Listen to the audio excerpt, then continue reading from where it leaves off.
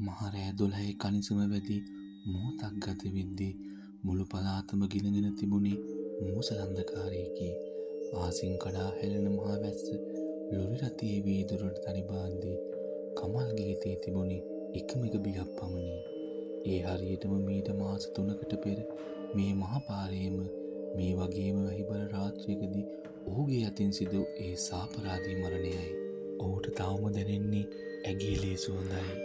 රාත්‍රිය කෙමෙන් මොහුකුරා යද්දී රත්නපුර විස්සාවේල මාර්ගයේ දිස්වූයේ යෝධ කළුනාගයෙකු නිදාගෙන සිටින්නාක් මෙනි.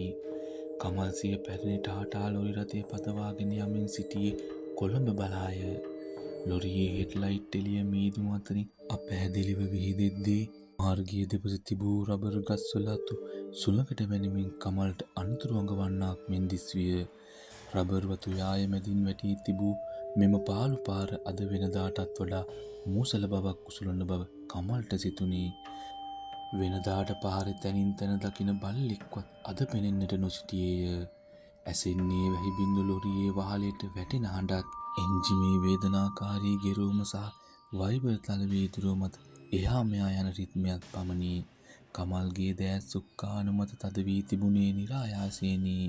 ඔහුගේ නළලත දිගේ දහඩිය බින්දු රූරා වැටුණි සීතල පරිසරයක වුවද සිත ඇතුලේ ඇවිලෙන ගින්න නිසාය. අද දවස හරියටම එදා දවස වාගේ මීට මාස 3කට පෙර ඔහු මිතුරන් සමග මත්පැන් සාදයක් අවසන් කර වෙරිමතින් ලොරිය පදවාගෙන ආ ඒ සාපරාධී රාත්‍රිය අද වැනිම එකකි. එදා පාරුමාරු වීමට උත්සාහ කළ තරුණ කාන්තාව ලොරියේ රෝදවලට යට වී විසිවී ගිය හැටි කමල්ගේ මතකයේ සලරුවක් මෙන් නැවත නැවතත් මැවෙන්නට විය. ඇය ඇඳ සිටියේ සුදු පැහැති ඇඳුමකි. ලේ විලක් මැද ඇය අවසන් හුස්ම හෙළද්දී ඇය දෙසවත් නොබලා කමල් පලා ගියේය. පොලිසියට හසු වුණේ නැත. සාක්ෂිද තිබුණේ නැත. නමුත් කමල්ගේ හෘද සාක්ෂිය ඔහුට වද දෙන්නට පටන්ගෙන තිබුණි. ඒක ඇක්සිඩන්ට් එකක්. මම ඕනකමින් කරපු දෙයක් නෙවෙයි. ඔහු තමාටම මුණා ගත්තේය. නමුත් ඒ වචනවල කිසිදු සැනසීමක් නොවිය. ලොරිය පාළු වංගුවක් ගනිද්දී එකවරම රේඩියෝව ක්‍රියාත්මක විය. කමල් ගැස්සී ගියේය.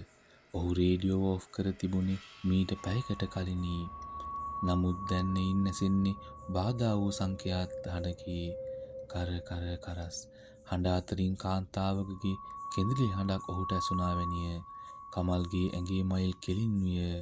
ඔහු වහාම රේඩියෝ ක්‍රියාව විරහිත කිරීමට බොත්තම තද කරද එය නතර වූයේ නැත. ශබ්දය තව තවත් වැඩි විය. එය හරියටම වේදනාවෙන් කෑගසන හුස්ම ගැනීමට වෙර දරන කෙනෙකුගේ හඬක් මෙනි. කවුද යකෝ මේ සෙල්ලම් දාන්නේ? කමල් කෑ ගැසුවේ බිය යටපත් කර ගැනීමටය. ඔහු රේඩියෝවට අතින් පහරක් ගැසුවේය. එකවරම ශබ්දය නතර විය. නැවතත් ඇසුනේ වැස්සේ හඬ පමණි. නමුත් ඒ සැනසීම පැවති සුළු මොහොතකි. ඉදිරිපස වීදුරුවෙන් පාර දෙස බැලූ කමල් දුටු දෙයින් ඔහුගේ ලේන හර මිදුණාක් මෙන් විය.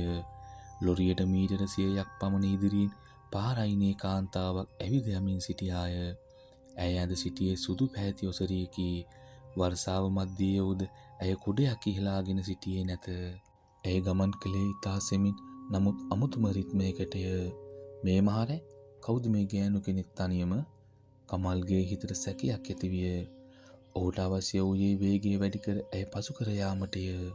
ලොරිය ඇය සමීපයට එත්ම කමල් ඈ දෙස බැලීමට උත්සාහ කළේ නැත.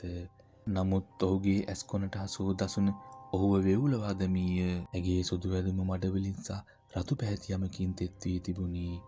ඒ ලේද ලොරිය ඇයව පසු කර ගියේය. කමල් සුසුමක් කෙලමින් රිය දර්පණයෙන් පස්ස බැලුවේය. පුදුමයකි. පාරේ කිසිවෙක් නැත. තප්පරයකට කලින් පාර අයිනේ සිටි ගෑණි අතුරුදහන් වී ඇත. මගේ හිතේ විකාර මට පිස්සු වැදිගෙන එනවද කොහෙද? ඔහු තමාටම කියාගත්තේය.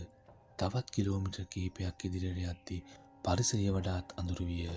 මීදුම කෙතරම් ඝන වී පාරේ ඉරිබවා නොපෙනෙන තරම් විය. එකවරම ලොරිය තුළට hama ආවේ දරාගත නොහැකි දුගතකි. ඒ අමමස් කොණුව ගඳක් සහ පරවී ගිය අරලිය මල් සුවඳක් මුසු පිළිකුල් සහගත ගන්ධයකි. කමල් ජනේලය ඇරීමට හැදුවත් එය හිර වී තිබුණි. එකවරම ලොරිය ඉදිරිපිට පාර මැද යමින් සිටගෙන සිටිනු දැක කමල් තිරිංග තද කළේය. ලොරිය ලිස්සා ගොස් නතර වූයේ යාන්තමිනි. හෙඩ්ලයිට් එළියෙන් පෙනෙන්නේ අර කලින් දුටු කාන්තාවයි. දැන් ඇය සිටින්නේ පාර අයිනේ නොවේ. හරියටම පාර මැදය. ඇය සිටගෙන සිටින්නේ කමල් දෙසට පිටුපාය. ඇගේ දිව් කොණ්ඩය තෙමි පිටමැතට ඇලී තිබුණි. කමල් හෝන් එක ගැසුවේය. අයින් මෙයන් මැරෙන්න තදන්නේ. ඔහු කෑ ගැසුවේය. නමුත් ඇය සෙලුණේවත් නැත. ඇය සෙමින් ඉතාම සෙමින් ආපසු හැරෙන්න පටන් ගත්තාය. ඇය හැරෙද්දී ඇසුනේ කට යනුවෙන් ඇටකටු බිඳෙන හඬකි. ඇය සම්පූර්ණයෙන්ම හැරි කමල් දෙස බැලුවාය. කමල්ගේ උගුරේ හඬ හිරවිය. ඇයට මුහුණක් තිබුණේ නැත. තිබුණේ රියන අනුතුරකින් කුඩු පට්ටම් වී ගිය මස් ගොඩක් පමණි. එක් ඇසක් එළියට පැන තිබුණි. හකු ප්‍රදේශයේ එල්ලෙමින් තිබුණි. සුදු ඇඳුම පුරා ගලා යන්නේ අලුත් ලේය. ඇය අත උසවා කමල්ට ඇඟිල්ල දිව් කළාය. ඒ සමගම ලොරියේ එන්ජිම නතර විය. විදුලි ලාම්පු නිවී ගියේය. මුළු ලෝකයම ඝන අන්ධකාරයක ගිලුණි. ඇසුනේ ඇය ලොරිය දෙසට එන පාවාහන රහිත පය තබන හඬ පමණි. කමල් යතට කරකවා ලොරිය පණ ගැන්වීමට උත්සාහ කළේය. ස්ටාර්ට් වෑන් දෙයියනේ ස්ටාර්ට් වෑන්. ඔහු කෑ ගැසුවේය. නමුත් එන්ජිම මිය ගොස්මිනි. කාන්තාව දැන් ලොරියේ පිටුපස වීදුරු වසලය. ඇය වීදුරුව මත අත තැබුවාය. ඇගේ අත වීදුරුව හරහා ඇතුළට එන්නාක් මෙන් දිස් වී ගියේය. කමල් බියෙන් ගැහෙමින් ආසනයේ පිටුපසට වන්නට උත්සාහ කළේය. "ඇයි මාව දාලා ගියේ?"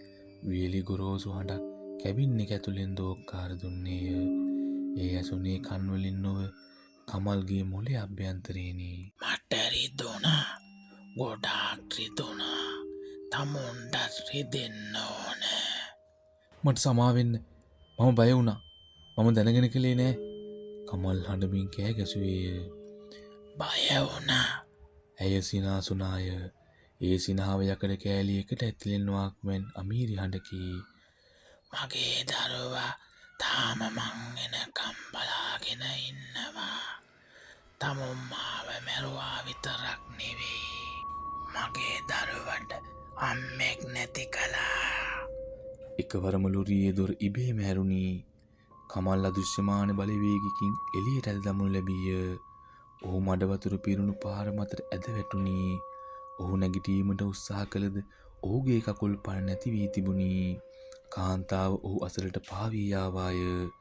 ඇය දැන් පෙනෙන්නේ සාමාන්‍ය ස්වරූපයෙන් නොවේ. ඇගේ ශරීරය වැඩිමින් විකෘති වෙමින් පැවතුණි.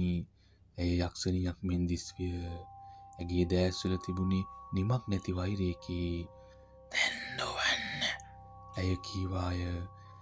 "එදා මම පාර පනිද්දේ තමුන් ආපු වේගයෙන්ම දුවන්න."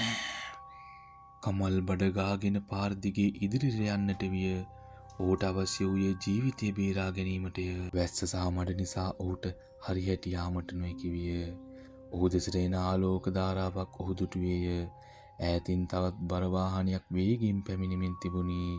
කමල් අත වැනීමට උත්සාහ කළේය. "නවත්තන්න! මාව බේරගන්න!" ඔහු කෑ ගැසුවේය. නමුත් ඔහුගේ කටහඬ පිට වූයේ නැත. යමෙක් ඔහුගේ බෙල්ල මිරිකාගෙන සිටින්නාක් මෙන් විය. ඔහු ආපසු හැරී බැලුවේය. අර යක්ෂණිය ඔහු පිටුපස සිටගෙන සිනාසිමින් සිටියාය. ඇය තම දෑත් වලින් කමල්ව අල්ලා පාර මැදට තද කරගෙන සිටියාය.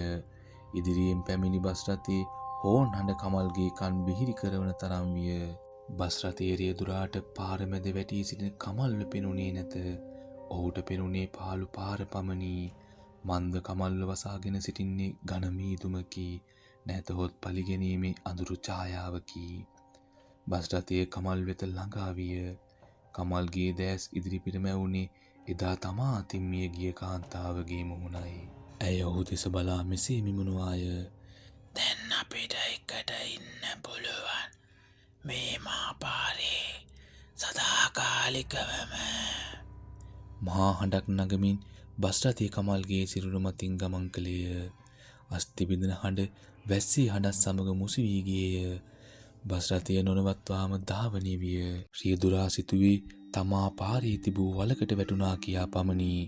මහා පාර නැවතත් නිහඬ විය. වැස්ස තවමත් එක ලෙස ඇද හැලේ. පාර මැද තිබූ ලේ පැල්ලම් වැහි වතුරෙන් සේදී කානුවට ගලා ගියේය.